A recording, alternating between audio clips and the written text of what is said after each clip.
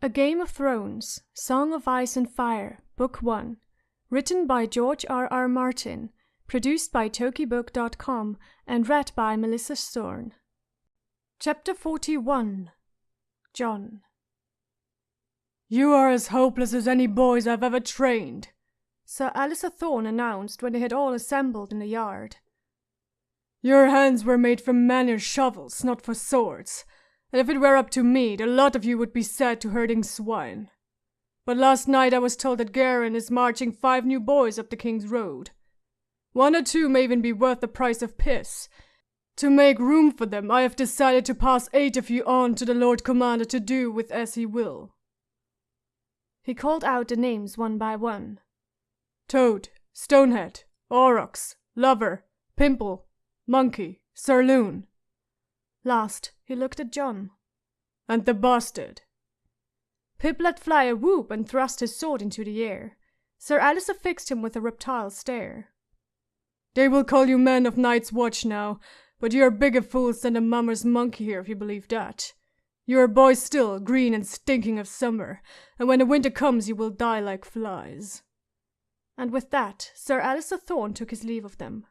The other boys gathered round the 8 who had been named, laughing and cursing and offering congratulations. Halder smacked Toad in the butt with the flat of his sword and shouted, "Toad of the Night's Watch!" Yelling that the Black Brother needed a horse, Pip leapt onto Gren's shoulders, and they tumbled to the ground, rolling and punching and hooting. Darian dashed inside the armory and returned with a skin of sour red. As they passed the wine from hand to hand, grinning like fools, Jon noticed Samwell Tarly standing by himself beneath a bare dead tree in the corner of the yard. Jon offered him the skin. "A swallow of wine?" Sam shook his head. "No, thank you, Jon."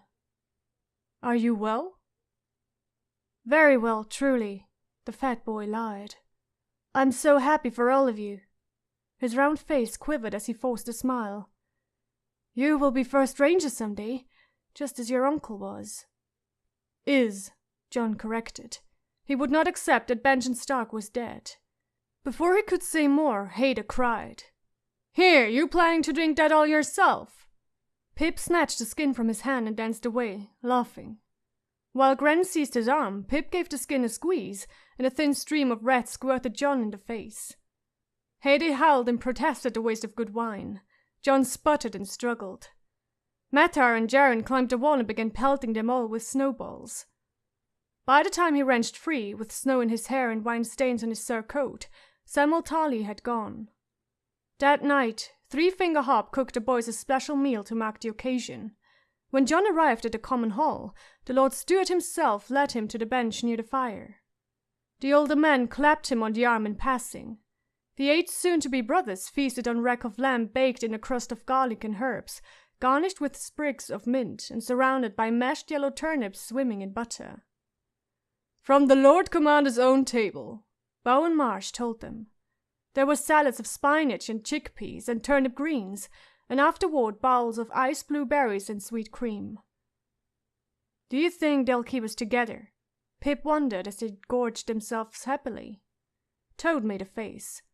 "I hope not. I'm sick of looking at those ears of yours." "Ho," said Pip. "Listen to the crow call the Raven Black. You're certain to be a ranger, Toad. They'll want you as far from the castle as they can. If Man's raider attacks, lift your visor and show your face, and he'll run off screaming." Everyone laughed but Gren. "I hope I'm a ranger." "You and everyone else," said Mutter. Every man who wore the black walked the wall, and every man was expected to take up steel in its defense, but the rangers were the true fighting heart of the Night's Watch. It was they who dared ride beyond the wall, sweeping through the haunted forest and the icy mountain heights west of the Shadow Tower, fighting wildlings and giants and monstrous snow bears. "Not everyone," said Halder. "It's the builders for me. What use would rangers be if the wall fell down?" The Order of Builders provided the masons and carpenters to repair keeps and towers, the miners to dig tunnels and crush stone for roads and footpaths, the woodsmen to clear away new growth wherever the forest pressed too close to the wall. Once, it was said, they had quarried immense blocks of ice from frozen lakes deep in a haunted forest, dragging them south on sledges so the wall might be raised ever higher. Those days were centuries gone, however. Now, it was all they could do to ride the wall from East Watch to the Shadow Tower, watching for cracks or signs of melt and making what repairs they could. "The old bear's no fool," Darian observed. "You're certain to be a builder, and John's certain to be a ranger. He's the best sword and the best rider among us, and his uncle was the first before he—" His voice trailed off awkwardly as he realized what he had almost said. "Benjamin Stark is still first ranger," Jon Snow told him, toying with his bowl of blueberries. "The rest might have given up all hope of his uncle's safe return, but not him." He pushed away the berries, scarcely touched, and rose from the bench. "Aren't you going to eat those?" Toad asked. "They're yours." Jon had hardly tasted Hob's great feast. "I could not eat another bite." He took his cloak from its hook near the door and shouldered his way out. Pip followed him. "Jon, what is it?" "Sam," he admitted. "He was not at the table tonight." "It's not like him to miss a meal," Pip said thoughtfully. "Do you suppose he's taken ill?" "He's frightened. We're leaving him." He remembered the day he had left Winterfell, all the bittersweet farewells. Bran lying broken, Robb with snow in his hair, Arya raining kisses on him after he'd given her needle. "Once we say our words, we'll all have duties to attend to. Some of us may be sent away, to Eastwatch or the Shadow Tower. Sam will remain in training, with the likes of Rast and Cougar and these new boys who are coming up the King's Road. Gods only know what they'll be like, but you can bet Sir Alistair will send them against him, first chance he gets." Pip made a grimace. "You did all you could." "All we could wasn't enough," Jon said. A deep restlessness was on him as he went back to Hardin's Tower for Ghost. The dire wolf walked beside him to the stables. Some of the more skittish horses kicked at their stalls and laid back their ears as they entered. Jon saddled his mare, mounted, and rode out from Castle Black, south across the moonlit night. Ghost raced ahead of him, flying over the ground, gone in the blink of an eye. Jon let him go. A wolf needed to hunt. He had no destination in mind. He wanted only to ride. He followed the creek for a time, listening to the icy trickle of water over rock, then cut across the fields to the King's Road.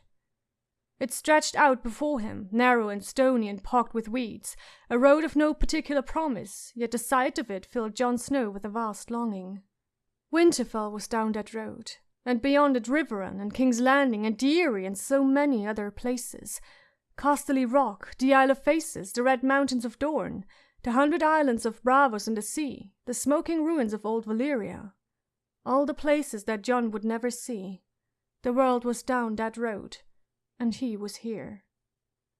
Once he swore his vow, the wall would be his home until he was old as Master Aemon. "I have not sworn yet," he muttered. He was no outlaw, bound to take the black or pay the penalty for his crimes. He had come here freely, and he might leave freely, until he said the words. He need only ride on, and he could leave it all behind. By the time the moon was full again, he would be back in Winterfell with his brothers. "Your half-brothers," a voice inside reminded him, "and Lady Stark, who will not welcome you." There was no place for him in Winterfell, no place in King's Landing either. Even his own mother had not had a place for him. The thought of her made him sad. He wondered who she had been, what she had looked like, why his father had left her. Because she was a whore, or an adulteress, fool. Something dark and dishonourable, or else why was Lord Eddard too ashamed to speak of her? Jon Snow turned away from the King's Road to look behind him. The fires of Castle Black were hidden behind a hill, but the wall was there, pale beneath the moon, vast and cold, running from horizon to horizon. He wheeled his horse around and started for home. Ghost returned as he crested a rise and saw the distant glow of lamplight from the Lord Commander's tower. The direwolf's muzzle was red with blood as he trotted beside the horse. Jon found himself thinking of Samwell Tarly again on the ride back. By the time he reached the stables, he knew what he must do. Master Aemon's apartments were in a stout wooden keep below the rookery. Aged and frail, the master shared his chambers with 2 of the younger stewards, who tended to his needs and helped him in his duties. The brothers joked that he had been given the 2 ugliest men in the night's watch. Being blind, he was spared having to look at them. Clitus was short, bald and chinless, with small pink eyes like a mole. Chet had a wen on his neck the size of a pigeon's egg, and a face red with boils and pimples. Perhaps that was why he was always so angry. It was Chet who answered John's knock. "I need to speak to Master Amon," John told him. "The master is abed, as you should be. Come back on the morrow and maybe he'll see you." He began to shut the door. John jammed it open with his boot. "I need to speak to him now. The morning will be too late." Chet scowled. "The master is not accustomed to being woken in the night. Do you know how old he is?" "Old enough to treat visitors with more courtesy than you," John said. "Give him my pardons. I would not disturb his rest if it were not important." "And if I refuse?" John had his boot wedged solidly in the door. "I can stand here all night if I must."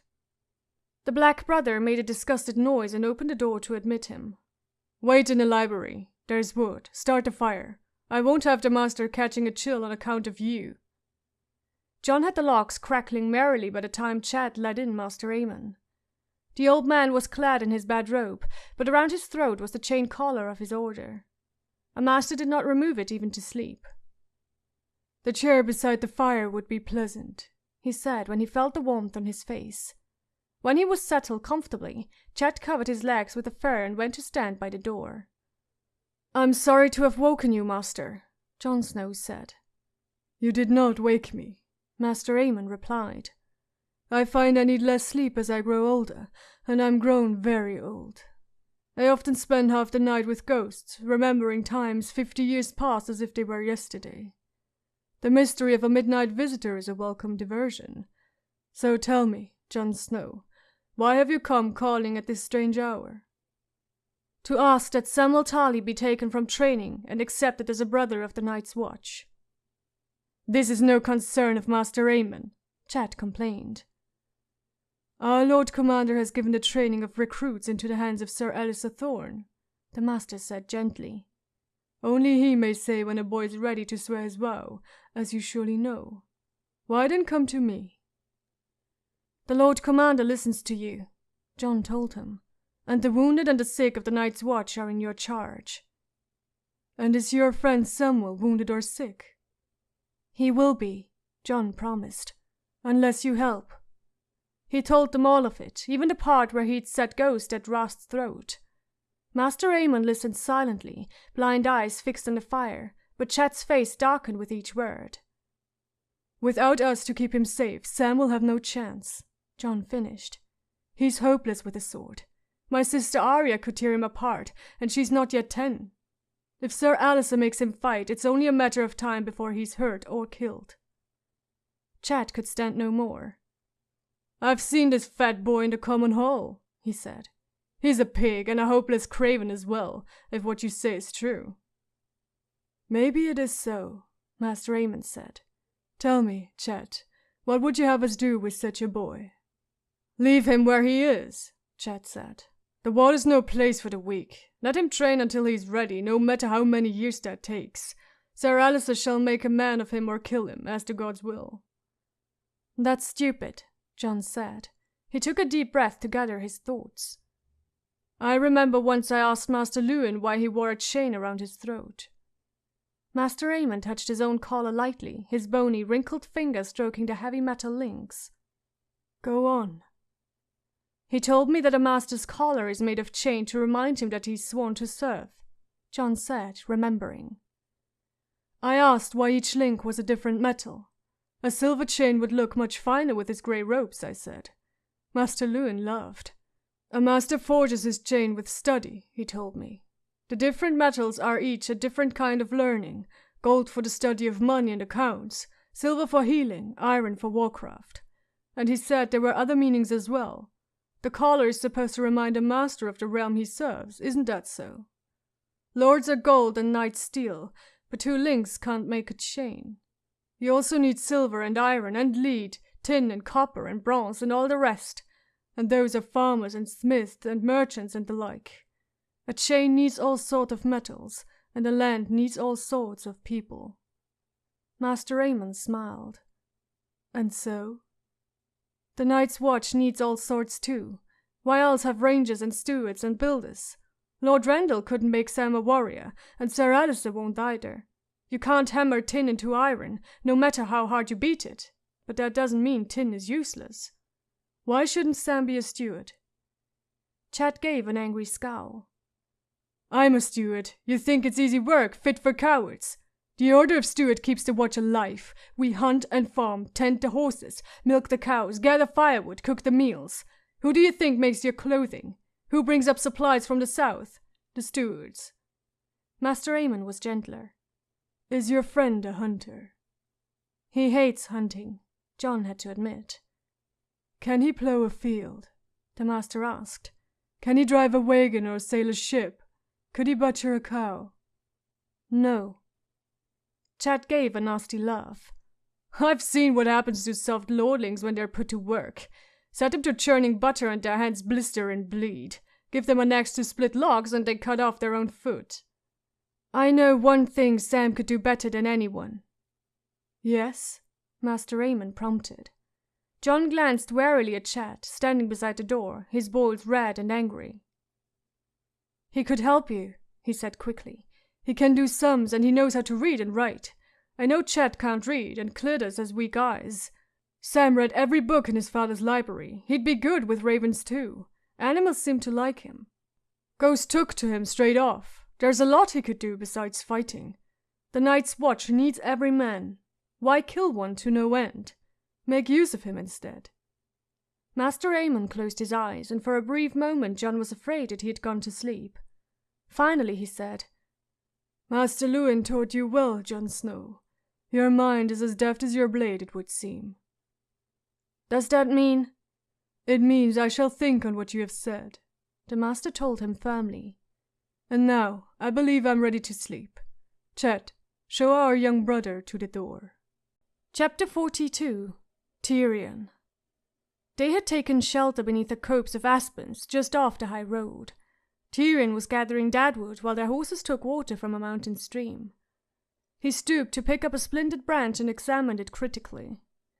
Will this do? I'm not practiced at starting fires. Morik did that for me. A fire, Bronn said, spitting. Are you so hungry to die, dwarf? Or have you taken leave of your senses? A fire will bring the clansmen down on us from miles around. I mean to survive this journey, Lannister. And how do you hope to do that? Tyrion asked. He tucked a branch under his arm and poked around through the sparse undergrowth, looking for more. His back ached from the effort of bending. They had been riding since daybreak, when stone-faced Sir Lyn Corbray had ushered them through the bloody gate and commanded them never to return. We have no chance of fighting our way back, Bronn said. But two can cover more ground than 10 and attract less notice. The fewer days we spend in these mountains, the more like we are to reach the Riverlands. Ride hard and fast, I say. Travel by night and hole up by day. Avoid the road where we can, make no noise and light no fires. Tyrion Lannister sighed. A splendid plan, Bronn. Try it as you like. And forgive me if I do not linger to bury you. You think to outlive me, dwarf? The sellsword grinned. He had a dark gap in his smile where the edge of Sir Vardis Egan's shield had cracked a tooth in half. Tyrion shrugged. Riding hard and fast by night is a sure way to tumble down a mountain and crack your skull. I prefer to make my crossing slow and easy. I know you love the taste of horse, Bronn, but if our mounts die under us this time, we'll be trying to settle shadow cats. And if truth be told, I think the clans will find us no matter what we do. Their eyes are all around us. He swept a gloved hand over the high, wind-carved cracks that surrounded them. Bronn grimaced. Then we're dead men, Lannister. If so, I prefer to die comfortable, Tyrion replied. We need a fire. The nights are cold up here and hot food will warm our bellies and lift our spirits. Do you suppose there's any game to be had? Lady Lisa has kindly provided us with a veritable feast of salt beef, hard cheese and stale bread, but I would hate to break a tooth so far from the nearest master. I can find meat.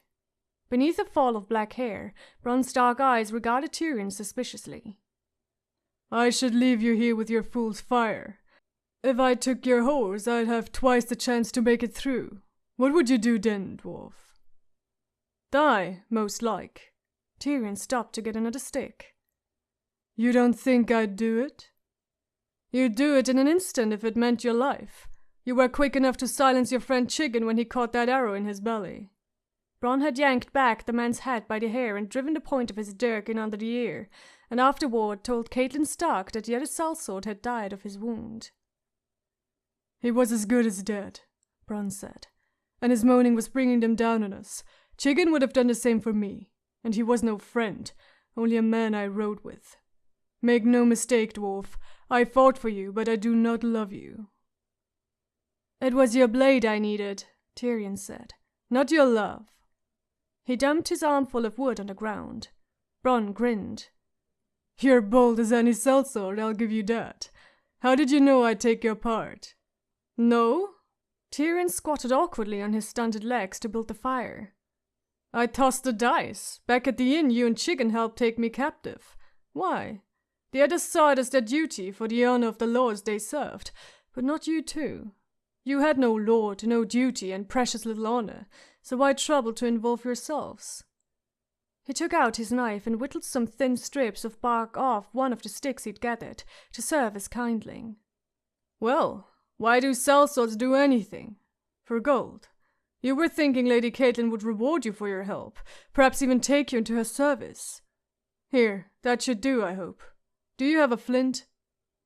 Bronn slid 2 fingers into the pouch at his belt and tossed down a flint. Tyrion caught it in the air. My thanks, he said. The thing is, you did not know the Starks. Lord Eddard is a proud, honourable, and honest man, and his lady wife is worse. Oh, no doubt she would have found a coin or two for you when this was all over, and press it in your hand with a polite word and a look of distaste, but that's the most you could have hoped for. The Starks look for courage and loyalty and honour in the men they choose to serve them, and if truth be told, you and Chicken were low-born scum. Tyrion struck the flint against his dagger, trying for a spark. Nothing. Bronn snorted. You have a bald tongue, little man. One day someone is like to cut it out and make you eat it. Everyone tells me that. Tyrion glanced up at the sellsword. Did I offend you? My pardons.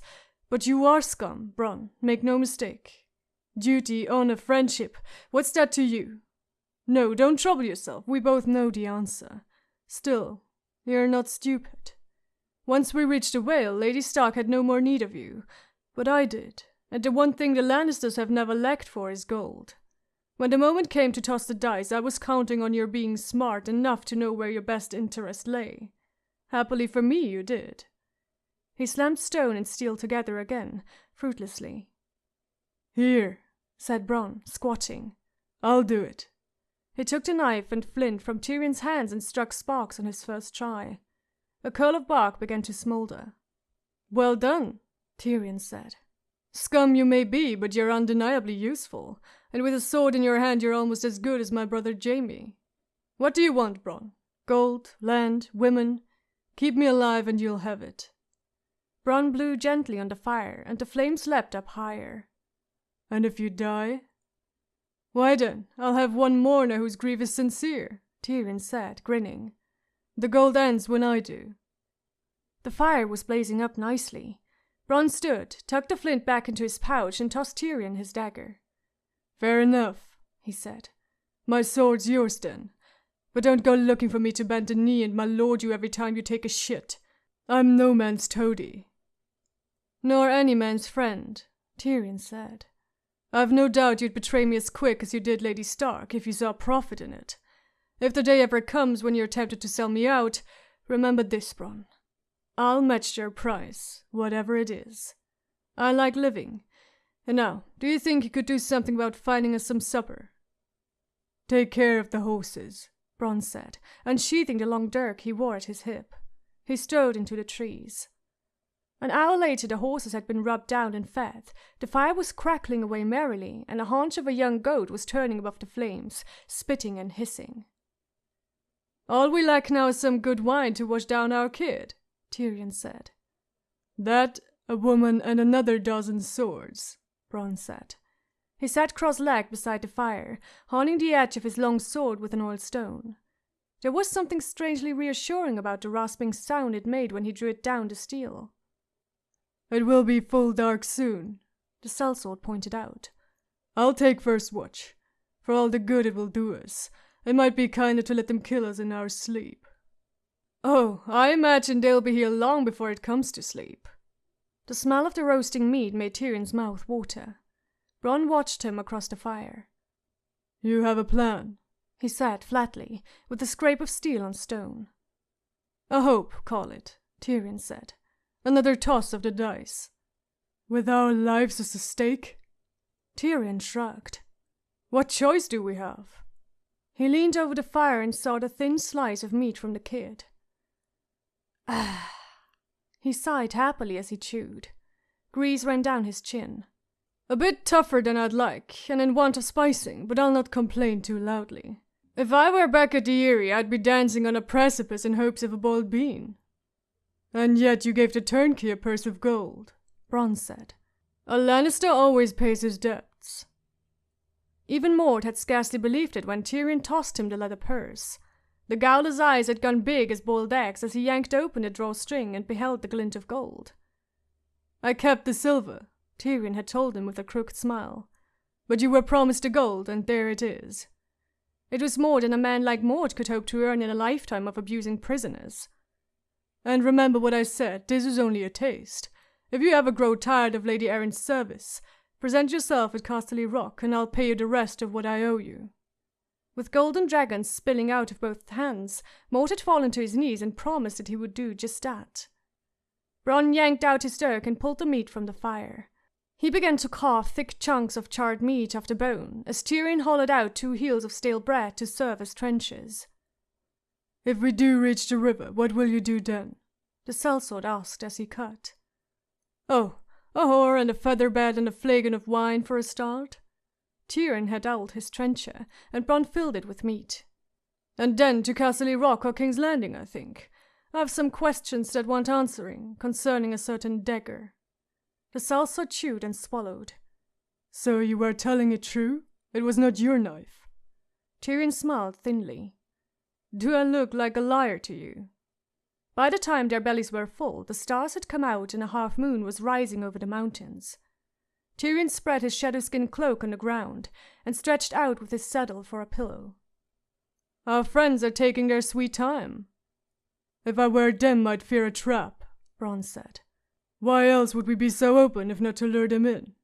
Tyrion chuckled. Then we ought to sing and send them fleeing in terror. He began to whistle a tune. You're mad, dwarf, Bronn said as he cleaned the grease out from under his nails with his dirk. Where's your love of music, Bronn? If it was music you wanted, you should have gotten the singer to champion you. Tyrion grinned. That would have been amusing. I can just see him fanning off Sir Vardis with his wood harp. He resumed his whistling. Do you know this song? He asked. You hear it here and there in inns and whore houses. Mirish, the seasons of my love. Sweet and sad if you understand the words. The first girl I ever batted used to sing it, and I've never been able to put it out of my head. Tyrion gazed up at the sky. It was a clear, cold night, and the stars shone down upon the mountains as bright and merciless as truth. I met her on a night like this, he heard himself saying. Jaime and I were riding back from Lannisport when he heard a scream, and she came running out into the road with 2 men dogging her heels, shouting threats. My brother unsheathed his sword and went after them while I dismounted to protect the girl. She was scarcely a year older than I was, dark-haired, slender, with a face that would break your heart. It certainly broke mine. Low-born, half-starved, unwashed, yet lovely. They'd torn the rags she was wearing half off her back, so I wrapped her in my cloak while Jaime chased the man into the woods. By the time he came trotting back, I'd gotten a name out of her, and a story. She was a crofter's child, orphaned when her father died of fever on her way to, well, nowhere really.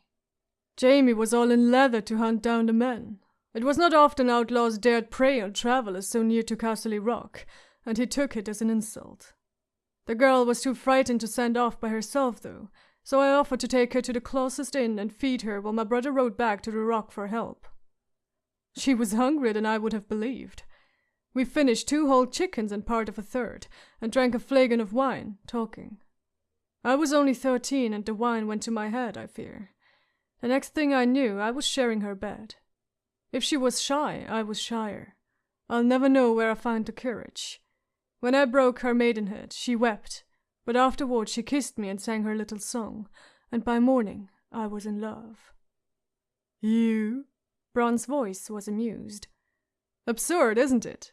Tyrion began to whistle the song again. I married her, he finally admitted. A Lannister of Castle Rock wed to a crofter's daughter, Bron said. How did you manage that? Oh, you'd be astonished at what a boy can make of a few lies, 50 pieces of silver and a drunken septon. I dared not bring my bride home to Castle Rock, so I set her up in a cottage of her own, and for a fortnight we played at being man and wife. And then the septon sobered and confessed all to my lord father. Tyrion was surprised at how desolate it made him feel to say it, even after all these years. Perhaps he was just tired. That was the end of my marriage. He sat up and stared at the dying fire, blinking at the light. He sent the girl away? He did better than that, Tyrion said. First he made my brother tell me the truth. The girl was a whore, you see. Jaime arranged the whole affair, the road, the outlaws, all of it. He thought it was time I had a woman. He paid double for a maiden, knowing it would be my first time. After Jaime had made his confession to drive home the lesson, Lord Tywin brought my wife in and gave her to his guards. They paid her fair enough. A silver for each man. How many whores command that high a price? He set me down in the corner of the barracks and bade me watch, and at the end she had so many silvers the coins were slipping through her fingers and rolling on the floor. The smoke was stinging his eyes. Tyrion cleared his throat and turned away from the fire to gaze out into the darkness. Lord Tywin had me go last, he said in a quiet voice. And he gave me a gold coin to pay her, because I was a Lannister, and worth more. After a time he heard the noise again, the rasp of steel on stone as Bronn sharpened his sword. 13 or 30 or 3, I would have killed the man who did that to me. Tyrion swung around to face him. You may get that chance one day. Remember what I told you. A Lannister always pays his debts. He yawned. I think I will try and sleep. Wake me if we're about to die. He rolled himself up in his shadow skin and shut his eyes. The ground was stony and cold, but after a time Tyrion Lannister did sleep. He dreamt of the Sky Cell. This time he was the gaoler, not the prisoner, big, with a strap in his hand, and he was hitting his father, driving him back, toward the abyss. Tyrion! Bronn's warning was low and urgent. Tyrion was awake in the blink of an eye. The fire had burned down to embers, and the shadows were creeping in all around them. Bronn had raised himself to one knee, his sword in one hand and his dirk in the other. Tyrion held up a hand. Stay still, it said. Come share our fire, the night is cold, he called out to the creeping shadows. I fear we've no wine to offer you, but you're welcome to some of our goat. All movement stopped. Tyrion saw the glint of moonlight on metal. Our mountain, a voice called out from the trees, deep and hard and unfriendly. Our goat. Your goat, Tyrion agreed. Who are you? When you meet your gods, a different voice replied. Say it was Gunther, son of Gurn of the Stone Crows, who sent you to them. A branch cracked underfoot as he stepped into the light, a thin man in a horned helmet, armed with a long knife. And Shagga, son of Dolph. That was the first voice, deep and deadly. A boulder shifted to the left and stood and became a man. Massive and slow and strong he seemed, dressed all in skins, with a club in his right hand and an axe in his left. He smashed them together as he lumbered closer. Other voices called other names, Conn and Torek and Jagged, and more that Tyrion forgot the instant he heard them. 10 at least. A few had swords and knives. Others brandished pitchforks and scythes and wooden spears. He waited until they were done shouting out their names before he gave them answer. I'm Tyrion, son of Tywin, of the clan Lannister, the Lions of the Rock. We will gladly pay you for the goat we ate. What do you have to give us, Tyrion, son of Tywin? Asked the one who named himself Gunther, who seemed to be their chief. There is silver in my purse, Tyrion told them. This hauberk I wear is large for me, but it should fit Con nicely, and the battle axe I carry would suit Shagga's mighty hand far better than that wood axe he holds." "The half-men would pay us with our own coin," said Con. "Con speaks truly," Gunther said. "Your silver is ours, your horses are ours, your hauberk and your battle axe and the knife at your belt, those are ours too. You have nothing to give us but your lives. How would you like to die, Tyrion, son of Tywin?" "In my own bed, with a belly full of wine and a maiden's mouth around my cock, at the age of 80, he replied. The huge one, Shagga, laughed first and loudest. The others seemed less amused. "Con, take their horses," Gunther commanded. "Kill the other and seize the Harkonnen. He can milk the goats and make the mothers love." Bronn sprang to his feet. "Who dies first?"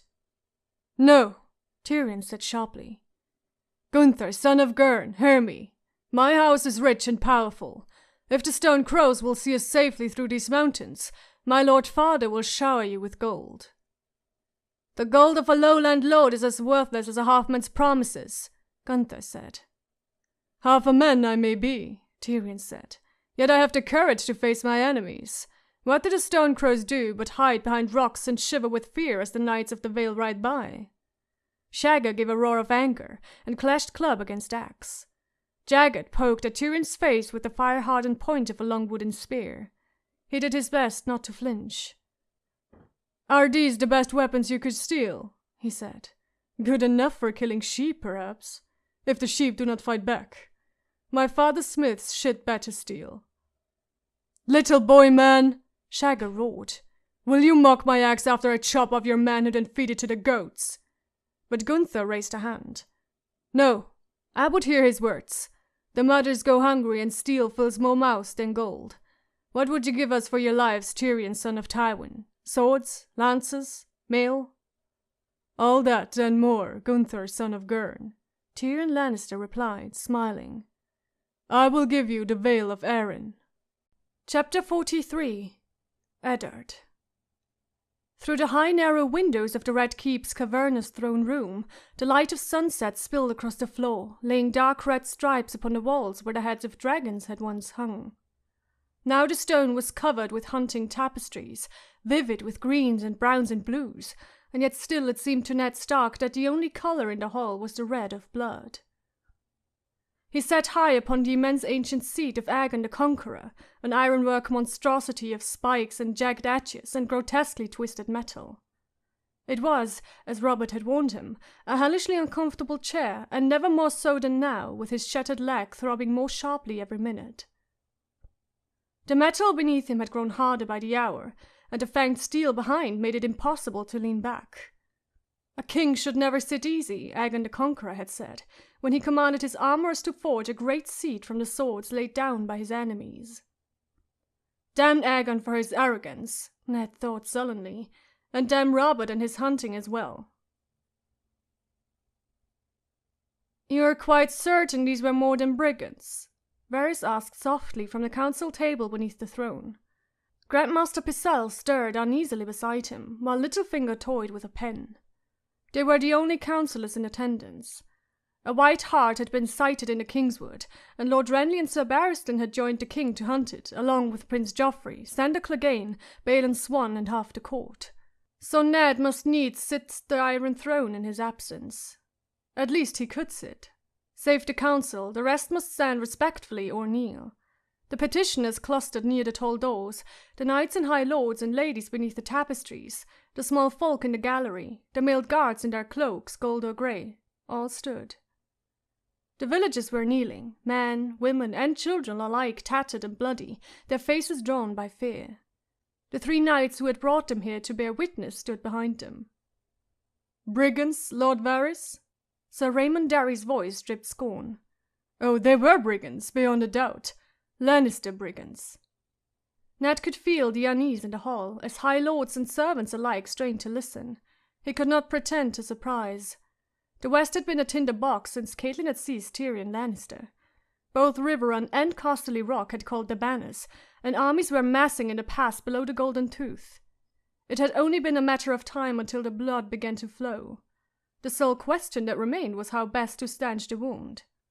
Sad-eyed Sir Carol Vance, who would have been handsome but for the wine-stained birthmark that discolored his face, gestured at the kneeling villagers. This is all the remains of the holdfast of Shara, Lord Eddard. The rest are dead, along with the people of Wendish Town and the Mummer's Ford. Rise, Ned commanded the villagers. He never trusted what a man told him from his knees. All of you, up. In ones and twos, the holdfast of Shara struggled to its feet. One ancient needed to be helped, and a young girl in a bloody dress stayed on her knees, staring blankly at Sir Ares Oakhart, who stood by the foot of the throne in the white armor of the King's Guard, ready to protect and defend the king. Or, Ned supposed, the king's hand. Joss, Sir Raymond Derry said to a plump balding man in a brewer's apron. Tell the hand what happened at Shara. Joss nodded. If it please his grace. His grace is hunting across the black water, Ned said, wondering how a man could live his whole life a few days' ride from the Red Keep and still have no notion what his king looked like. Ned was clad in a white linen doublet with the direwolf of Stark on the breast. His black wool cloak was fastened at the collar by his silver hand of office. Black and white and grey, all the shades of truth. I am Lord Eddard Stark, the king's hand. Tell me who you are and what you know of these raiders. I kept an alehouse, my lord, in Shara, by the stone bridge. The finest ale south of the neck, everyone said so, begging your pardons, my lord. It's gone now, like all the rest, my lord. They come and drank their fill and spilled the rest before they fired my roof, and they would have spilled my blood too if they'd caught me, my lord. They burnt us out, a farmer beside him said. Come riding in the dark, up from the south, and fired the fields and the houses alike, killing them as tried to stop them. They weren't no raiders though, my lord. They had no mind to steal our stock, not these. They butchered my milk cow where she stood and left her to the flies and the crows. They rode down my prentice boy, said a squat man with the smith's muscles and a bandage around his head. He had put on his finest clothes to come to the court, but his breeches were patched, his cloak travel-stained and dusty. Chased him back and forth across the fields on their horses, poking at him with their lances like it was a game, them laughing and the boy stumbling and screaming till the big one pierced him clean through. The girl on her knees craned her head up at Ned, high above her on the throne. They killed my mother too, your grace, and they... Her voice trailed off, as if she had forgotten what she was about to say. She began to sob. Sir Raymond Derry took up the tale. At Wendish Town, the people sought shelter in the holdfast, but the walls were timbered. The raiders piled straw against the wood and burned them all alive. When the Wendish folk opened their gates to flee the fire, they shot them down with arrows as they came running out, even women with suckling babies. Oh, dreadful, murmured Varys. How cruel can men be? They would have done the same for us, but the Shara holdfast made of stone, Joss said. Some wanted to smoke us out, but the big one said there was riper fruit upriver, and they made for the Mummer's Ford. Ned could feel cold steel against his fingers as he leaned forward. Between each finger was a blade, the points of twisted swords fanning out like talons from arms of the throne. Even after 3 centuries, some were still sharp enough to cut. The Iron Throne was full of traps for the unwary. The song said it had taken 1,000 blades to make it, heated white-hot in the furnace breath of Balerion the Black Dread. The hammering had taken 59 days. The end of it was this hunched black beast made of razor edges and barbs and ribbons of sharp metal. A chair that could kill a man, and had, if the stories could be believed.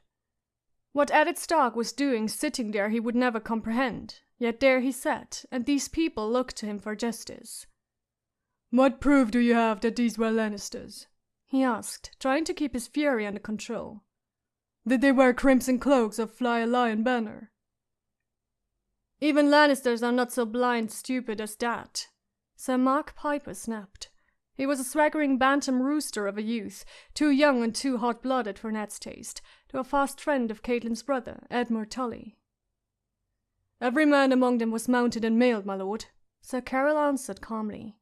They were armed with steel-tipped lances and long swords, with battle-axes for the butchering. He gestured toward one of the wrecked survivors. You. Yes, you. No one's going to hurt you. Tell the hand what you told me. The old man bobbed his head. Concerning their horses, he said. It were war horses they rode. Many a year I worked on old Sir Willem's stables, so I knows the difference. Not a one of these ever pulled a plough, God's bear witness if I'm wrong." "Well-mounted brigands," observed Littlefinger. "Perhaps they stole the horses from the last place they raided." "How many men were there in this raiding party?" Ned asked. 100 at the least," Joss answered in the same instant as the bandaged smith said, 50. And the grandmother behind him, "Hundreds and hundreds, my lord, an army they was." "You are more right than you know, good woman," Lord Eddard told her. "You say they flew no banners. What of the armor they wore? Did any of you note ornaments or decorations, devices on shield or helm?" The brewer, Joss, shook his head. "It grieves me, my lord, but no. The armor they showed us was plain, only the one who led them, he was armored like the rest, but there was no mistaking him all the same. It was the size of him, my lord. Those who say the giants are all dead never saw this one, I swear. Big as an ox he was, and a voice like stone breaking." "The mountain," Sir Mark said loudly. "Can any man doubt it? This was Gregor Clegane's work." Ned heard muttering from beneath the windows in the far end of the hall. Even in the galley, nervous whispers were exchanged. High lords and small folk alike knew what it could mean if Sir Mark was proved right. Sir Gregor Clegane stood bannerman to Lord Tywin Lannister. He studied the frightened faces of the villagers. Small wonder they had been so fearful. They had thought they were being dragged here to name Lord Tywin a red-handed butcher before a king who was his son by marriage. He wondered if the knights had given them a choice. Grandmaster Pycelle rose ponderously from the council table, his chain of office clinking. "Sir Mark, with respect, you cannot know that this outlaw was Sir Gregor. There are many large men in the realm." "As large as the mountain that rides?" Sir Carol said. "I have never met one." "Nor has any man here," Sir Raymond added hotly. "Even his brother is a pup beside him. My lords, open your eyes. Do you need to see his seal on the corpses? It was Gregor." "Why should Sir Gregor turn brigand?" Pycelle asked. "By the grace of his liege lord, he holds a stout keep and lands of his own. The man is an anointed knight." "A false knight," Sir Mark said. "Lord Tywin's mad dog." "My lord Hand," Pycelle declared in a stiff voice, "I urge you to remind this good knight that Lord Tywin Lannister is the father of our own gracious queen." "Thank you, Grandmaster Pycelle," Ned said. "I fear we might have forgotten that if you had not pointed it out." From his vantage point atop the throne, he could see men slipping out a door at the far end of the hall. Hares going to the ground, he supposed, or rats off to nibble the queen's cheese. He caught a glimpse of Septa Mordane in the gallery, with his daughter Sansa beside her. Ned felt a flash of anger. This was no place for a girl. But the scepter could not have known that today's court would be anything but the usual tedious business of hearing petitions, settling disputes between rival holdfasts, and adjudicating the placement of boundary stones. At the council table below, Peter Baelish lost interest in his quill and leaned forward. "Sir Mark, Sir Carol, Sir Raymond, perhaps I might ask you a question. These holdfasts were under your protection. Where were you when all this slaughtering and burning was going on?" Sir Carol Vance answered. "I was attending my lord father in the pass below the Golden Tooth, as was Sir Mark. When the word of these outrages reached Sir Edmure Tully, he sent word that we should take a small force of men to find what survivors we could, and bring them to the king." Sir Raymond Darry spoke up. "Sir Edmure had summoned me to Riverrun with all my strength. I was camped across the river from his walls, awaiting his commands, when the word reached me. By the time I could return to my own lands, Clegane and his vermin were back across the Red Fork, riding for Lannister's Hill." Littlefinger stroked the point of his beard thoughtfully. "And if they come again, sir?" "If they come again, we'll use their blood to water the fields they burnt," Sir Mark Piper declared hotly. "Sir Edmure has sent men to every village and holdfast within a day's ride of the border," Sir Carol explained. "The next raider will not have such an easy time of it." "And that may be precisely what Lord Tywin wants," Ned thought to himself, "to bleed off strength from Riverrun, goad the boy into scattering his swords. His wife's brother was young and more gallant than wise. He would try to hold every inch of his soil, to defend every man, woman, and child who named him lord, and Tywin Lannister was shrewd enough to know that." "And your fields and holdfasts are safe from harm," Lord Pattier was saying. "What then do you ask of the throne?" "The lords of the Trident keep the king's peace," Sir Raymond Darry said. "The Lannisters have broken it. We ask leave to answer them, steel for steel. We ask justice for the small folk of Shera and Wendish Town and the Mama's Fort." "Admer agrees. We must pay Gregor Clegane back his bloody coin," Sir Mark declared. "But old Lord Hoster commanded us to come here and beg the king's leave before we strike." Thank the gods for old Lord Hoster, then. Tywin Lannister was as much fox as lion. If indeed he'd sent Sir Gregor to burn and pillage, and Ned did not doubt that he had, he'd taken care to see that he rode under cover of night, without banners, in the guise of a common brigand. Should Riverrun strike back, Cersei and her father would insist that it had been the Tullys who wrote the king's peace, not the Lannisters. The gods only knew what Robert would believe. Grandmaster Pycelle was on his feet again. "My Lord Hand, if these good folk believe that Sir Gregor has forsaken his holy vows for plunder and rape, let them go to his liege lord and make their complaint. These crimes are no concern of the throne. Let them seek Lord Tywin's justice." "It is all the king's justice," Ned told him. "North, south, east, or west, all we do in Robert's name." "The king's justice," Grandmaster Pycelle said. "So it is, and so we should defer this matter until the king—" "The king is hunting across the river and may not return for days," Lord Eddard said. "Robert bid me to sit here in his place, to listen with his ears and to speak with his voice. I mean to do just that, though I agree that he must be told." He saw a familiar face beneath the tapestries. "Sir Robert." Sir Robert Royce stepped forward and bowed. "My lord." "Your father is hunting with the king," Ned said. "Will you bring them word of what was said and done here today?" "At once, my lord." "Do we have your leave to take our vengeance against Sir Gregor, then?" Mark Piper asked the throne. "Vengeance," Ned said. "I thought we were speaking of justice. Burning Clegane's fields and slaughtering his people will not restore the king's peace, only your injured pride." He glanced away before the young knight could voice his outraged protest and address the villagers. "People of Shera, I cannot give you back your homes or your crops, nor can I restore your dead to life. But perhaps I can give you some small measure of justice in the name of our king, Robert." Every eye in the hall was fixed on him, waiting. Slowly, Ned struggled to his feet, pushing himself up from the throne with the strength of his arms, his shattered leg screaming inside its cast. He did his best to ignore the pain. It was no moment to let them see his weakness.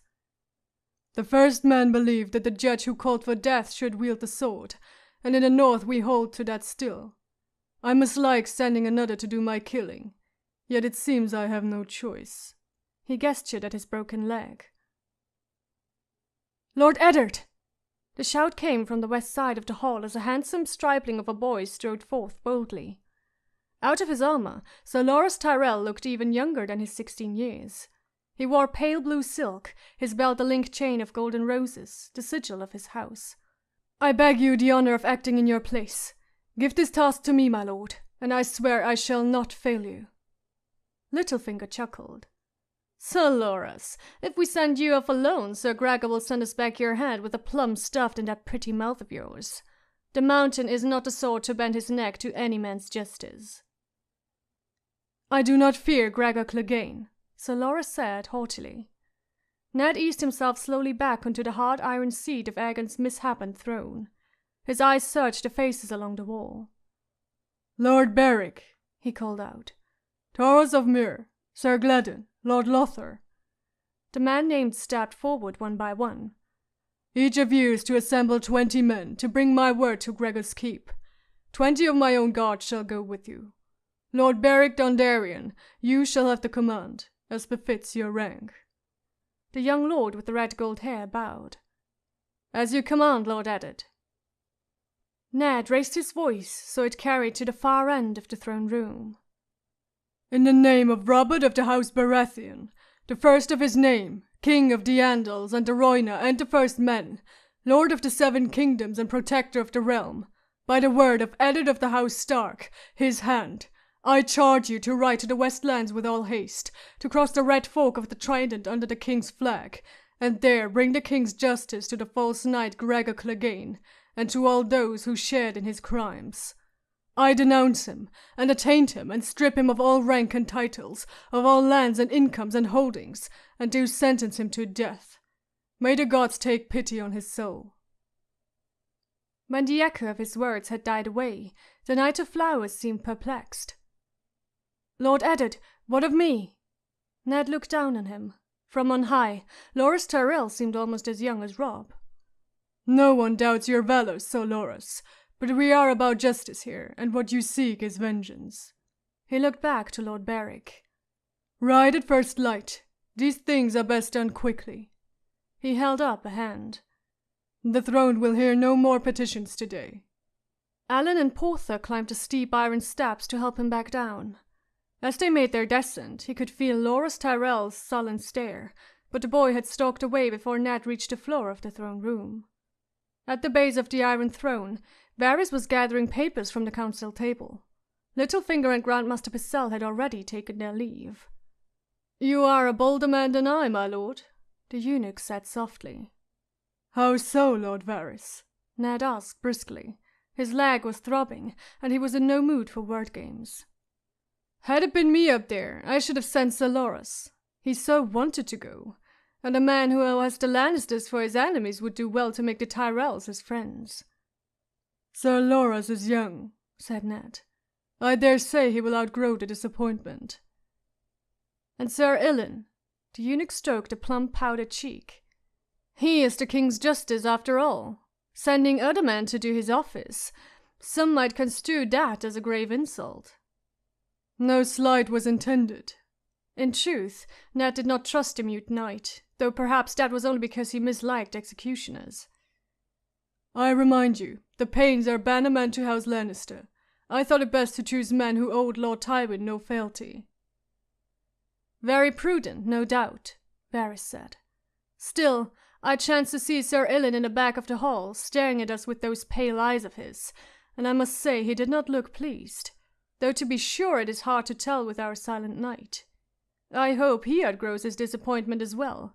He does so love his work." Chapter 44. Sansa. "He wouldn't send Sir Loras," Sansa told Janey Poole that night as they shared a cold supper by lamplight. "I think it was because of his leg." Lord Eddard had taken his supper in his bedchamber with Ellen, Harwin, and Wayan Poole, the better to rest his broken leg, and Septa Mordane had complained of sore feet after standing in the gallery all day. Arya was supposed to join them, but she was late coming back from her dancing lesson. "His leg?" Janey said uncertainly. She was a pretty, dark-haired girl of Sansa's own age. "Did Sir Loras hurt his leg?" "Not his leg," Sansa said, nibbling delicately at a chicken leg. "Father's leg, silly. It hurts him ever so much, it makes him cross. Otherwise I'm certain he would have sent Sir Loras." Her father's decision still bewildered her.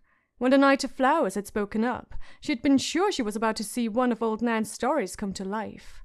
Sir Gregor was the monster, and Sir Loras the true hero who would slay him. He even looked a true hero, so slim and beautiful, with golden roses around his slender waist, and his rich brown hair tumbling down into his eyes. And then father had refused him. It had upset her more than she could tell. She had said as much to Septa Mordane as they descended the stairs from the gallery, but the Septa had only told her it was not her place to question her Lord Father's decisions. That was when Lord Baelish had said, "Oh, I don't know, Septa. Some of our Lord Father's decisions could do with a bit of questioning. The young lady is as wise as she is lovely." He made a sweeping bow to Sansa, so deep she was not quite sure if she was being complimented or mocked. Septa Mordane had been very upset to realize that Lord Baelish had overheard them. "The girl was just talking, my lord," she'd said. "Foolish chatter. She meant nothing by the comment." Lord Baelish stroked his little pointed beard and said, "Nothing. Tell me, child, why would you have sent Sir Loras?" Sansa had no choice but to explain about heroes and monsters. The king's counsellor smiled. "Well, those are not the reasons I'd have given, but—" He had touched her cheek, his thumb lightly tracing the line of a cheekbone. "Life is not a song, sweetling. You may learn that one day to your sorrow." Sansa did not feel like telling all that to Janey, however. It made her uneasy just to think back on it. Sir Ilan's the king's justice, not Sir Loras, Janey said. Lord Edda should have sent him.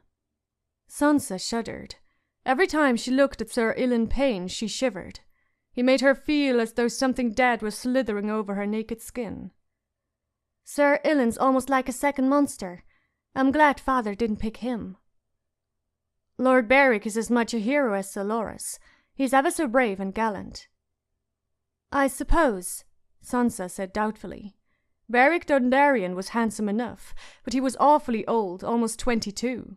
The Knight of Flowers would have been much better. Of course, Janey had been in love with Lord Beric ever since she had first glimpsed him in the lists. Sansa thought she was being silly. Janey was only a steward's daughter after all, and no matter how much she mooned after him, Lord Beric would never look at someone so far beneath him, even if she hadn't been half his age. It would have been unkind to say so, however, so Sansa took a sip of milk and changed the subject. I had a dream that Joffrey would be the one to take the White Hart, she said. It had been more of a wish, actually, but it sounded better to call it a dream. Everyone knew that dreams were prophetic. White Harts were supposed to be very rare and magical, and in her heart she knew her gallant prince was worthier than his drunken father. A dream, truly. Did Prince Joffrey just go up to it and touch it with his bare hand and do it no harm? No, Sansa said. He shot it with a golden arrow and brought it back for me. In the songs, the knights never killed magical beasts. They just went up to them and touched them and did them no harm, but she knew Joffrey liked hunting, especially the killing part. Only animals, though. Sansa was certain her prince had no part in murdering Jory and those other poor men. That had been his wicked uncle, the Kingslayer. She knew her father was still angry about that, but it wasn't fair to blame Joff.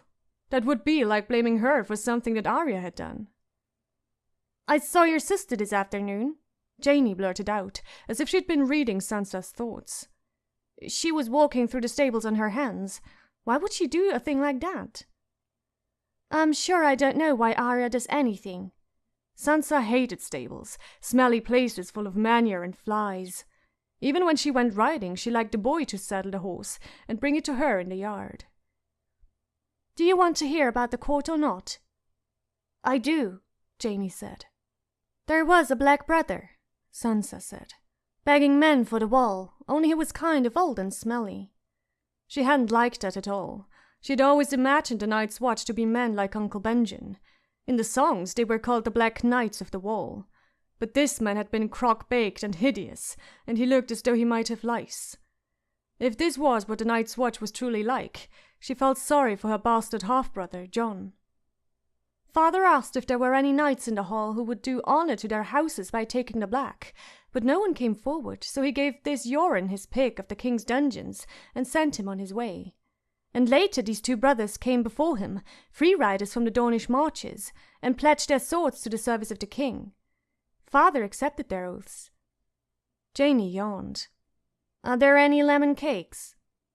Sansa did not like being interrupted, but she had to admit lemon cakes sounded more interesting than most of what had gone on in the throne room. Let's see, she said. The kitchen yielded no lemon cakes, but they did find half of a cold strawberry pie, and that was almost as good. They ate it on the tower steps, giggling and gossiping and sharing secrets, and Sansa went to bed that night feeling almost as wicked as Arya.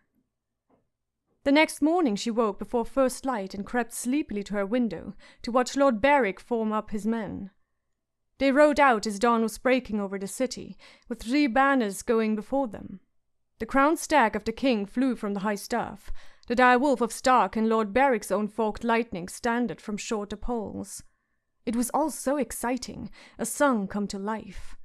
The clatter of swords, the flicker of torchlight, banners dancing in the wind, horses snorting and whinnying, the golden glow of sunrise slanting through the bars of the portcullis as it jerked upward. The Winterfell men looked especially fine in their silvery mail and long grey cloaks. Alan carried the Stark banner. When she saw him rein in beside Lord Beric to exchange words, it made Sansa feel ever so proud. Alan was handsomer than Jory had been. He was going to be a knight one day. The Tower of the Hand seemed so empty after they left that Sansa was even pleased to see Arya when she went down to break her fast. Where is everyone? Her sister wanted to know as she ripped the skin from a blood orange. That father sent him to hunt down Jaime Lannister. Sansa sighed.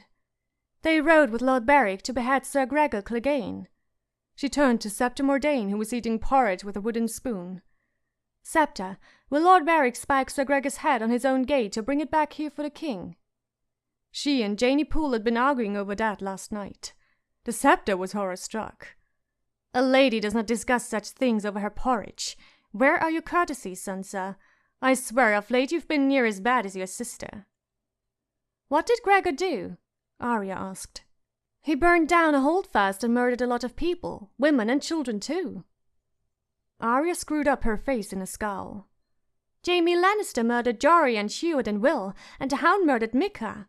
Somebody should have beheaded them. It's not the same, Sansa said. The Hound is Joffrey's sworn shield. Your butcher's boy attacked the prince. Liar, Arya said. Her hand clenched the blood orange so hard that red juice oozed between her fingers. Go ahead, call me all the names you want, Sansa said airily. You won't dare when I'm married to Joffrey. You'll have to bow to me and call me your grace.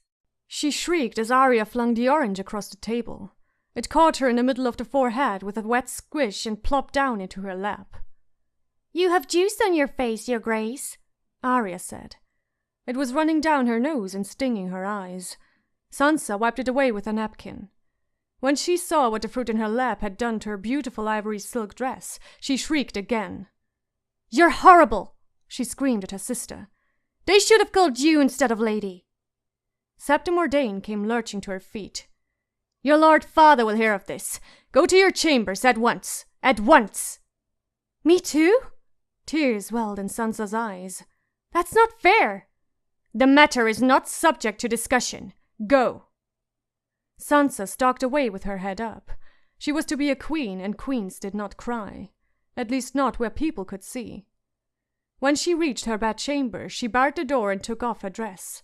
The blood orange had left a blotchy red stain on the silk. I hate her, she screamed. She balled up the dress and flung it onto the cold hearth, on top of the ashes of last night's fire. When she saw that the stain had bled through onto her underskirt, she began to sob despite herself.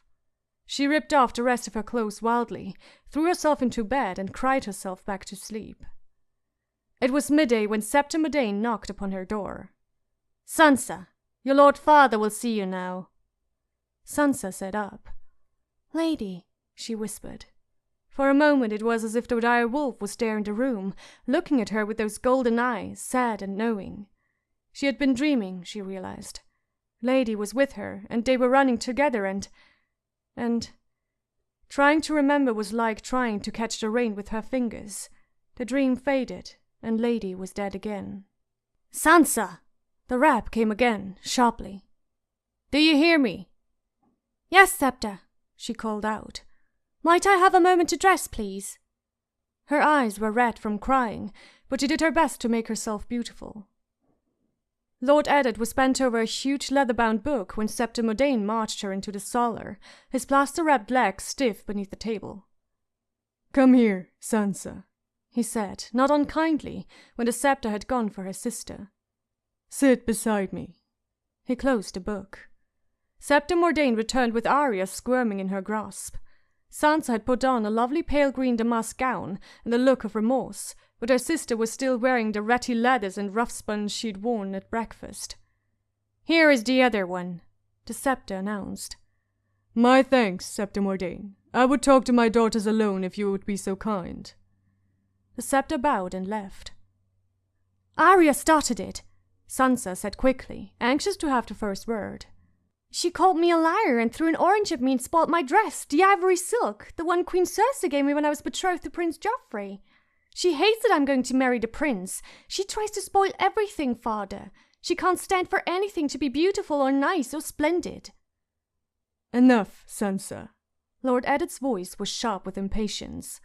Arya raised her eyes. I'm sorry, father. I was wrong and I beg my sweet sister's forgiveness. Sansa was so startled that for a moment she was speechless.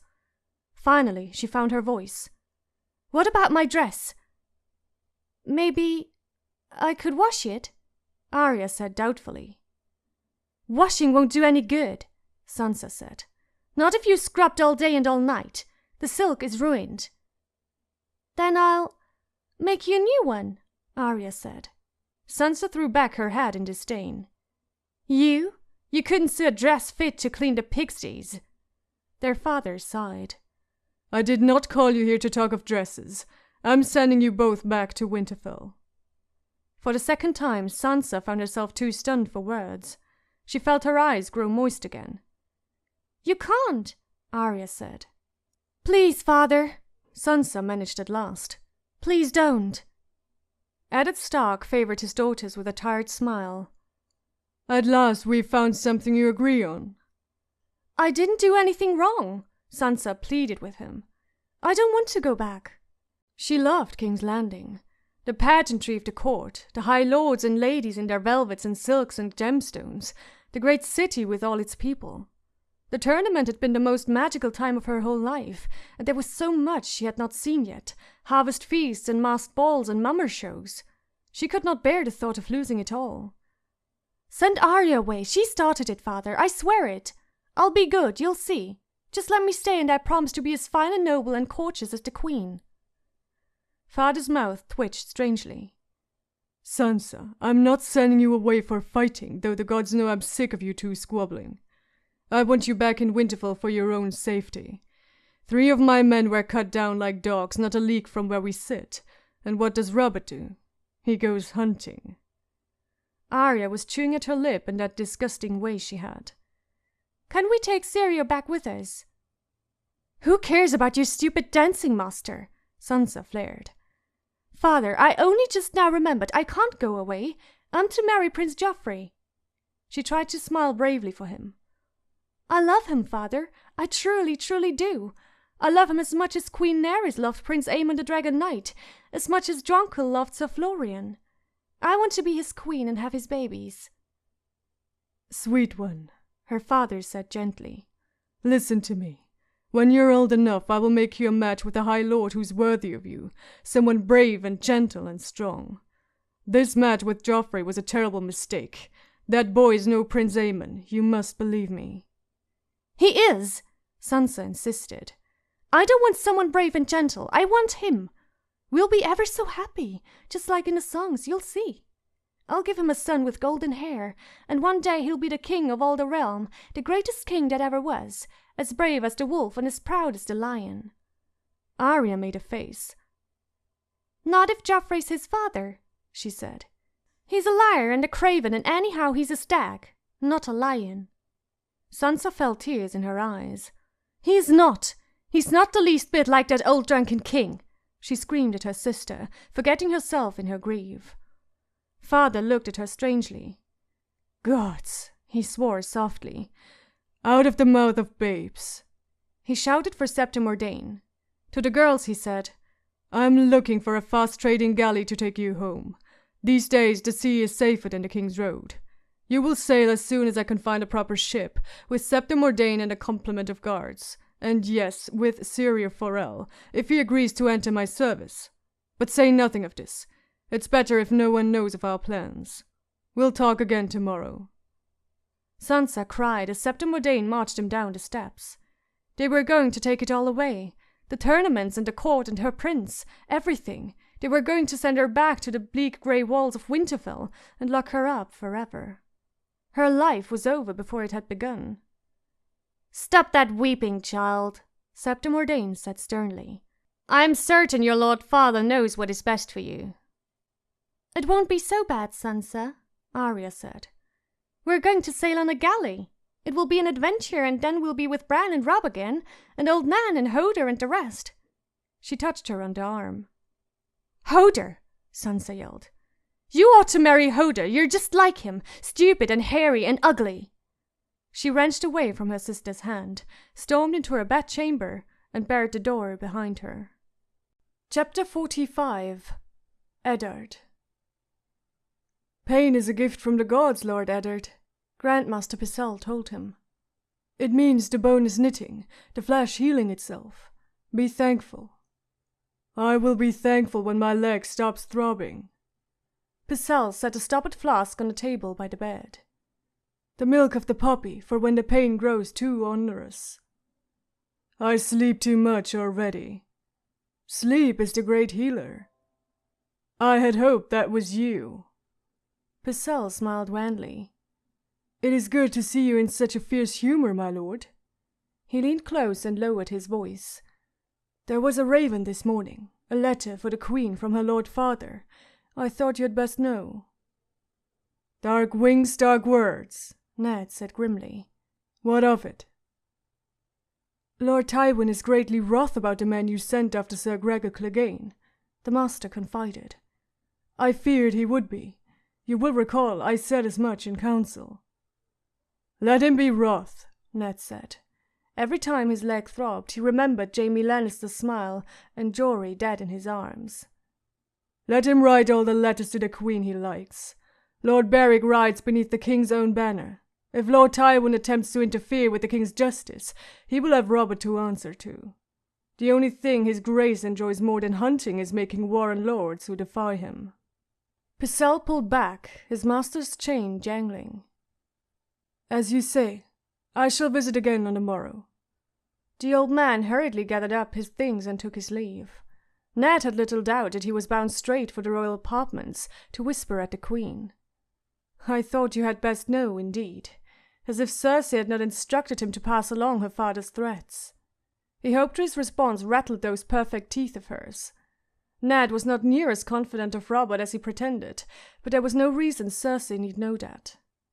When Purcell was gone, Ned called for a cup of honeyed wine. That clouded the mind as well, yet not as badly.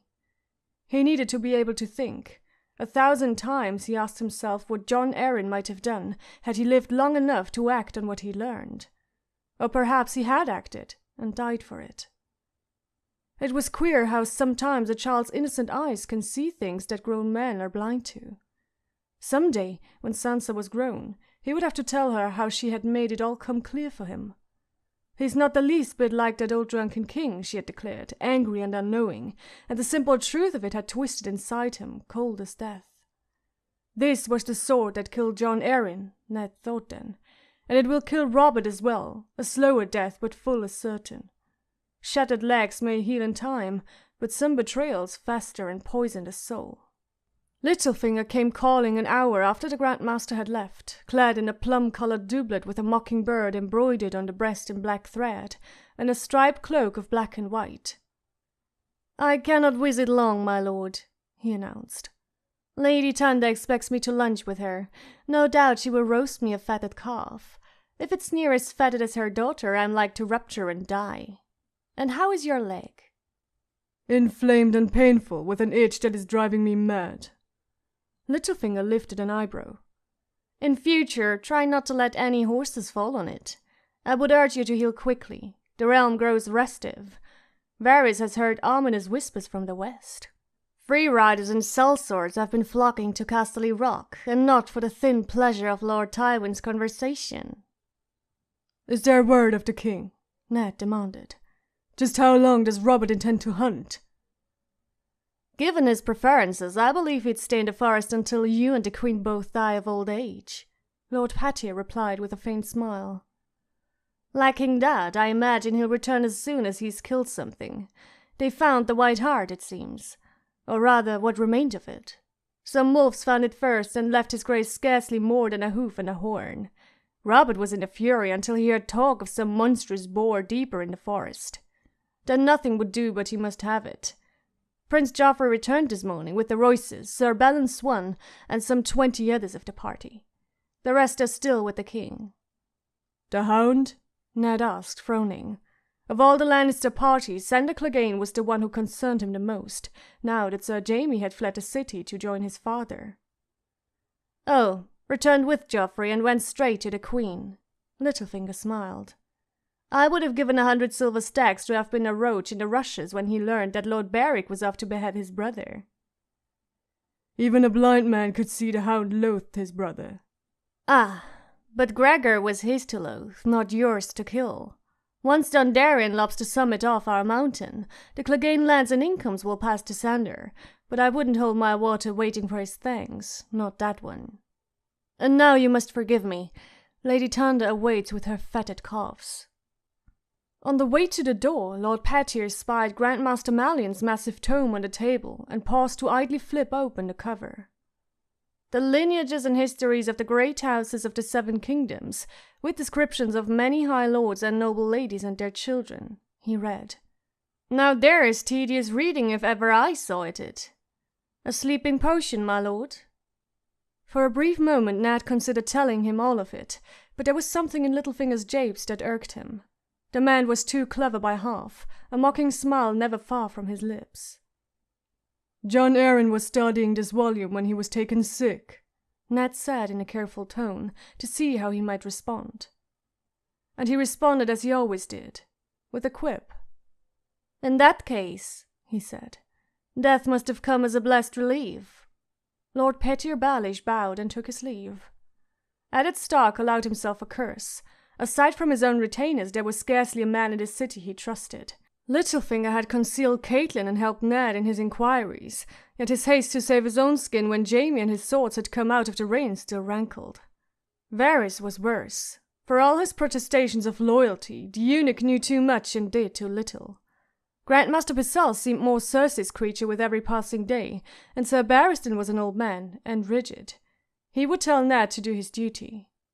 Time was perilously short. The king would return from his hunt soon, and Anna would require Ned to go to him with all he had learned. Vayan Poole had arranged for Sansa and Arya to sail on the Wind Witch out of Bravos 3 days hence. They would be back at Winterfell before the harvest. Ned could no longer use his concern for their safety to excuse his delay.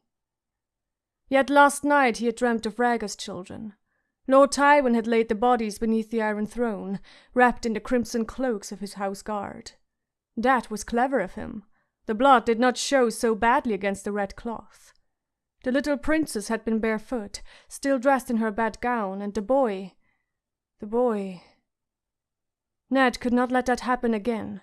The realm could not withstand a second Mad King, another dance of blood and vengeance.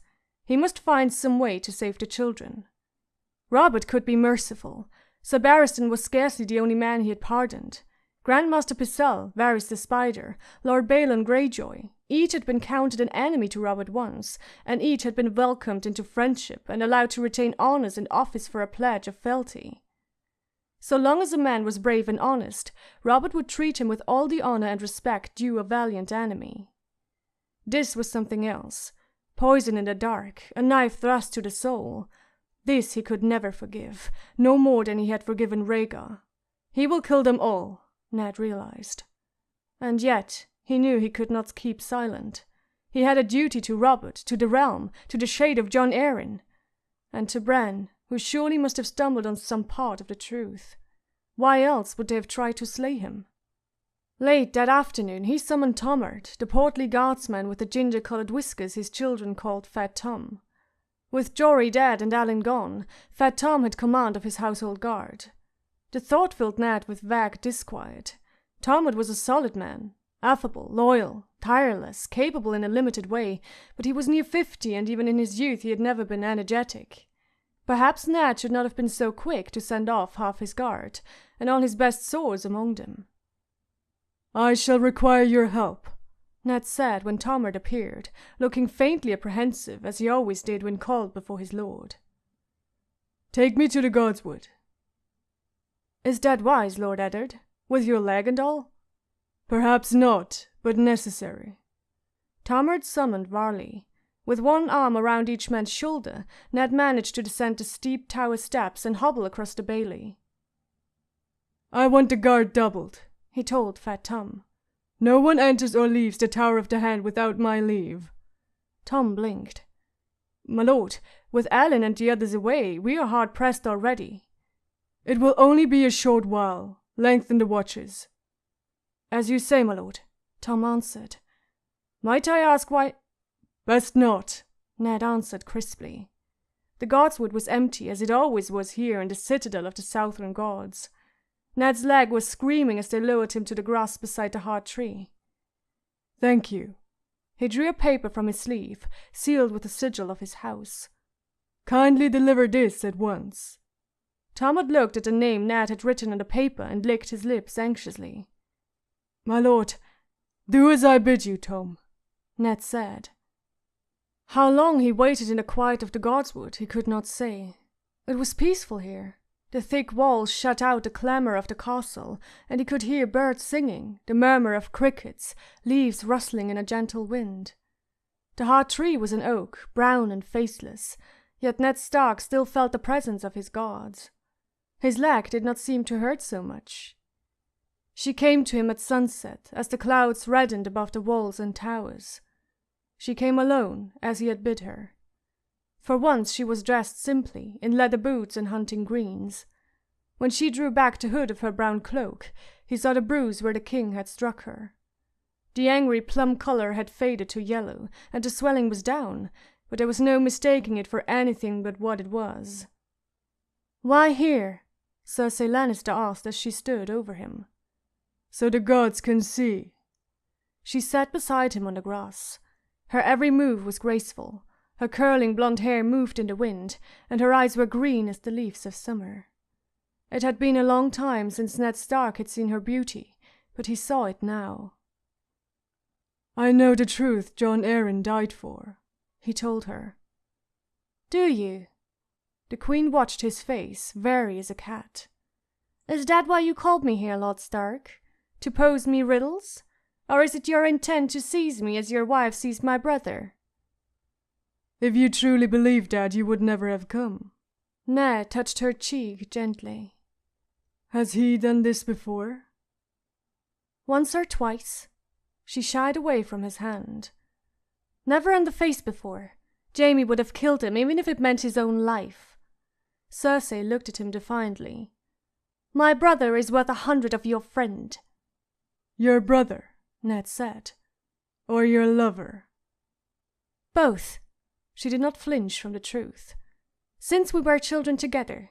And why not? The Targaryens wed brother to sister for 300 years to keep the bloodlines pure.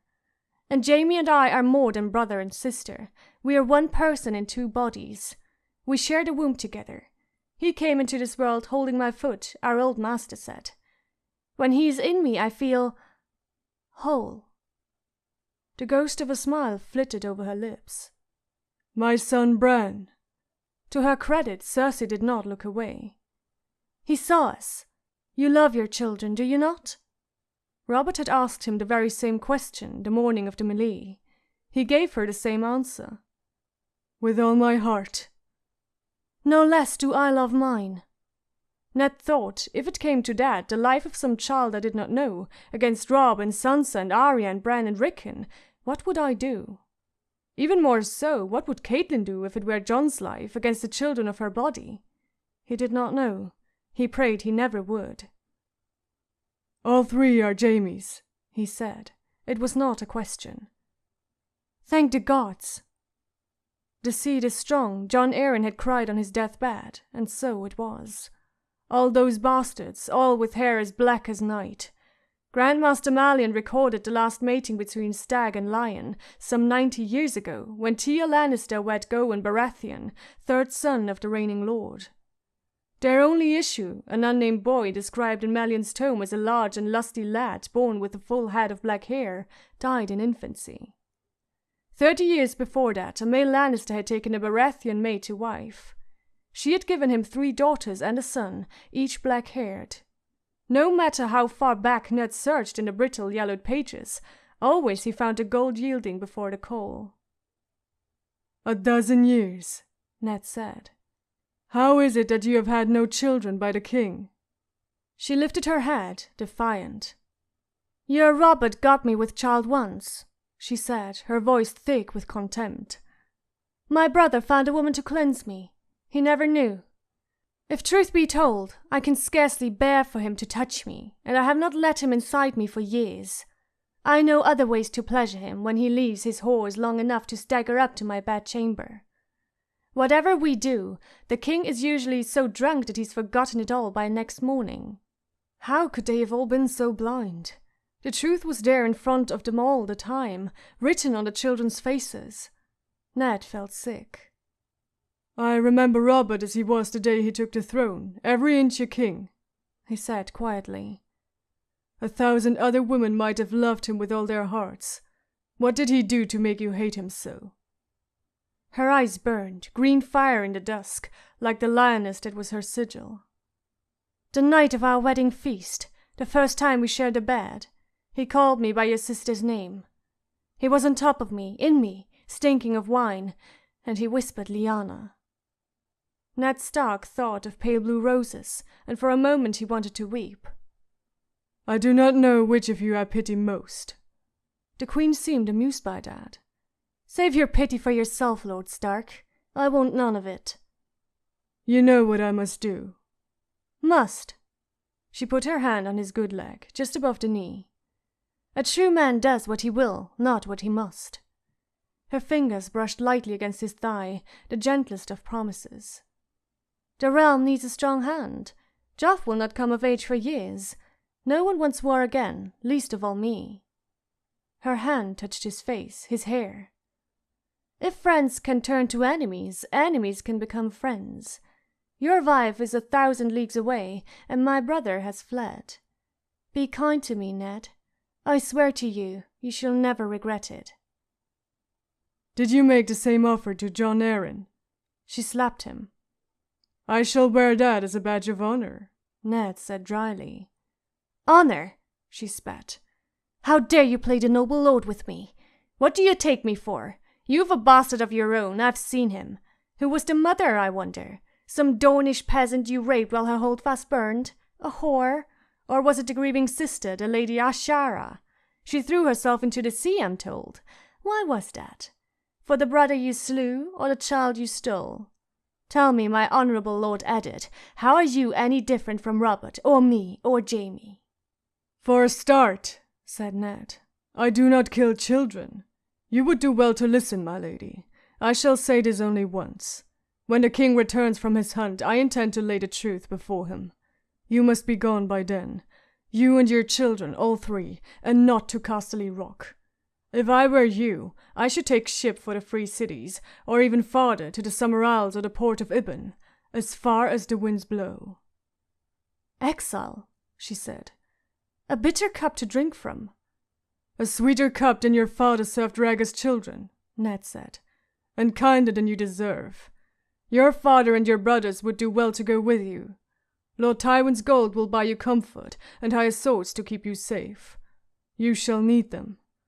I promise you, no matter where you flee, Robert's wrath will follow you, to the back of beyond if need be. The Queen stood. And what of my wrath, Lord Stark? She asked softly. Her eyes searched his face. You should have taken the realm for yourself. It was there for the taking. Jaime told me how you found him on the Iron Throne the day King's Landing fell, and made him yield it up. That was your moment. All you needed to do was climb those steps and sit. Such a sad mistake. I've made more mistakes than you can possibly imagine, Ned said. But that was not one of them. Oh, but it was, my lord, Cersei insisted. When you play the Game of Thrones, you win or you die. There is no middle ground. She turned up her hood to hide her swollen face and left him there in the dark beneath the oak, amidst the quiet of the godswood, under a blue-black sky. The stars were coming out. Chapter 46. Daenerys.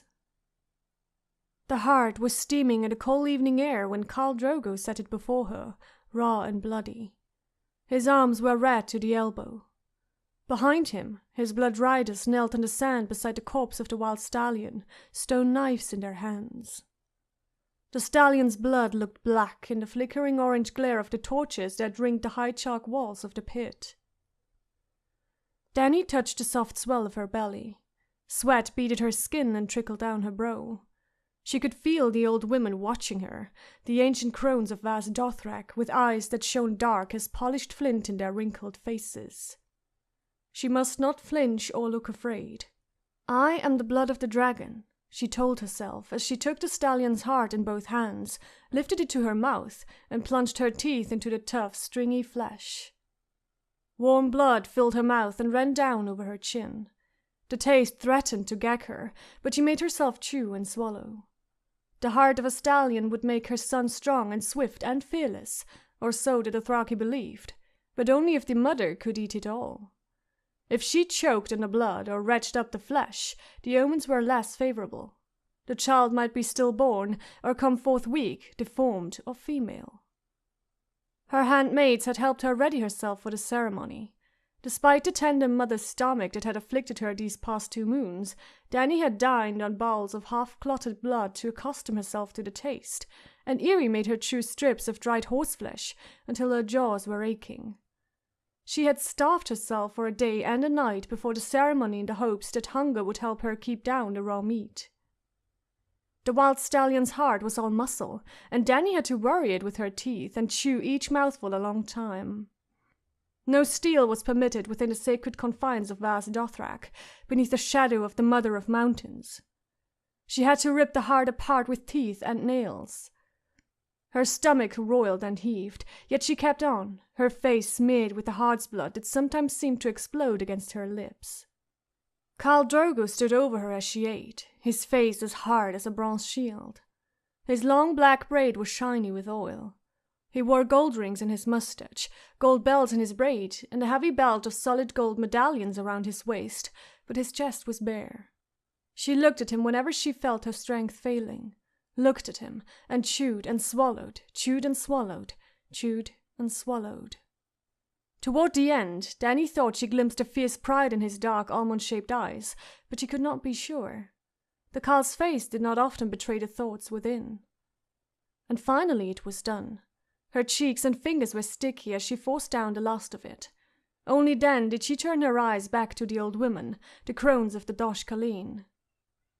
"Kalaka Dothre Murhanga," she proclaimed in her best Dothraki. "A prince rides inside me." She had practiced the phrase for days with her handmaid Jiki. The oldest of the crones, a bent and shriveled stick of women with a single black eye, raised her arms on high. "Kalaka Dothre," she shrieked. "The prince is riding." "He's riding," the other women answered. "Rak, Rak, Rakhaj," they proclaimed. A boy, a strong boy." Bells rang, a sudden clangor of bronze birds. A deep-throated warhorn sounded its long, low note. The old women began to chant. Underneath their painted leather vests, their withered dirks swayed back and forth, shiny with oil and sweat. The eunuchs who served them threw bundles of dried grasses into a great bronze brazier, and clouds of fragrant smoke rose up toward the moon and the stars. The Dothraki believed the stars were horses made of fire, a great herd that galloped across the sky by night. As the smoke ascended, the chanting died away, and the ancient crone closed her single eye, the better to peer into the future. The silence that fell was complete. Dany could hear the distant call of night birds, the hiss and crackle of the torches, the gentle lapping of water from the lake. The Dothraki stared at her with eyes of night, waiting. Khal Drogo laid his hand on Dany's arm. She could feel the tension in his fingers. Even a Khal as mighty as Drogo could know fear when the Dosh Khaleen peered into smoke of the future. At her back, her handmaids fluttered anxiously. Finally, the crone opened her eye and lifted her arms. "I have seen his face and heard the thunder of his hoofs," she proclaimed in a thin, wavery voice. "The thunder of his hoofs," the others chorused. "As swift as the wind he rides, and behind him his Khalasa covers the earth, men without number, with araks shining in their hands like blades of razor grass. Fierce as a storm this prince will be. His enemies will tremble before him, and their wives will weep tears of blood and rend their flesh in grief. The bells in his hair will sing his coming, and the milkmen in the stone tents will fear his name." The old woman trembled and looked at Dany almost as if she were afraid. "The prince is riding, and he shall be the stallion who mounts the world." "The stallion who mounts the world!" the onlookers cried in echo, until the night rang to the sound of their voices. The one-eyed crone peered at Dany. "What shall he be called, the stallion who mounts the world?" She stood to answer. "He shall be called Rhaego," she said, using the words that Jiki had taught her. Her hands touched the swell beneath her breasts protectively as a roar went up from the Dothraki. "Rhaego!" they screamed. "Rhaego! Rhaego! Rhaego!" The name was still ringing in her ears as Khal Drogo led her from the pit. His blood riders fell in behind him.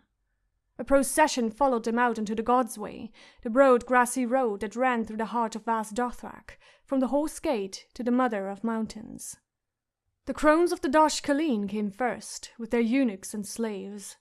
Some supported themselves with tall carved staffs as they struggled along on ancient, shaking legs, while others walked as proud as any horse lord.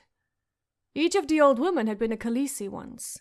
When their lord husbands died, and a new Khal took his place at the front of his riders, with a new Khaleesi mounted beside him, they were sent here to reign over the vast Dothraki nation. Even the mightiest of Khals bowed to the wisdom and authority of the Dosh Khaleen. Still, it gave Dany the shivers to think that one day she might be sent to join them, whether she willed it or not. Behind the wise women came the others, Khal Ogo and his son, the Khal Akafogo, Khal Jomo and his wives, the chief man of Drogo's Khalasar, Dany's handmaids, the Khal's servants and slaves, and more. Bells rang and drums bat a stately cadence as they marched along the God's Way. Stolen heroes and the gods of dead peoples brooded in the darkness beyond the road. Alongside the procession, slaves ran lightly through the grass with torches in their hands, and the flickering flames made the great monuments seem almost alive. "What is meaning, name Rhaego?" Khal Drogo asked as they walked, using the common tongue of the Seven Kingdoms. She had been teaching him a few words when she could. Drogo was quick to learn when he put his mind to it, though his accent was so thick and barbarous that neither Ser Jorah nor Viserys could understand a word he said. "My brother Rhaego was a fierce warrior, my sun and stars," she told him. "He died before I was born. Ser Jorah says that he was the last of the dragons." Khal Drogo looked down at her. His face was a copper mask, yet under the long black mustache, drooping beneath the weight of its gold rings, she thought she glimpsed the shadow of a smile. "Is good name, then add his wife, moon of my life," he said. They rode to the lake that Dothraki called the womb of the world, surrounded by a fringe of reeds, its water still and calm. 1,000 years ago, Cheeky told her, the first man had emerged from its depths, riding upon the back of the first horse. The procession waited on a grassy shore as Dany stripped and let her soiled clothing fall to the ground. Naked, she stepped gingerly into the water. Irri said the lake had no bottom, but Dany felt soft mud squishing between her toes as she pushed through the tall reeds. The moon floated on the still black waters, shattering and reforming as her ripples washed over it. Goose pimples rose on her pale skin as the coldness crept up her thighs and kissed her lower lips. The stallion's blood had dried on her hands and around her mouth. Dany cupped her fingers and lifted the sacred waters over her head, cleansing herself and the child inside her, while the Khal and the others looked on. She heard the old women of the Dosh Khaleen muttering to each other as they watched, and wondered what they were saying. When she emerged from the lake, shivering and dripping, her handmaid Dorea hurried to her with a robe of painted sand silk, but Khal Drogo waved her away. He was looking on her swollen breasts and the curve of her belly with approval, and Dany could see the shape of his manhood pressing through his horse-hide trousers below the heavy gold medallions of his belt. She went to him and helped him unlace. Then her huge Khal took her by the hips and lifted her into the air as he might lift a child. The bells in his hair rang softly. Dany wrapped her arms around his shoulders and pressed her face against his neck as he thrust himself inside her. 3 quick strokes and it was done. "The stallion who mounts the world," Drogo whispered hoarsely. His hands still smelled of horse blood. He bit at her throat, hard, in the moment of his pleasure, and when he lifted her off, his seed filled her and trickled down the inside of her thighs. Only then was Dorea permitted to drape her in the scented sand silk, and Irri to fit soft slippers to her feet. Khal Drogo laced himself up and spoke a command, and horses were brought to the lake shore. Kohollo had the honor of helping the Khaleesi onto her silver. Drogo spurred his stallion and set off down the God's Way beneath the moon and stars. On her silver, Dany easily kept pace. The silk tenting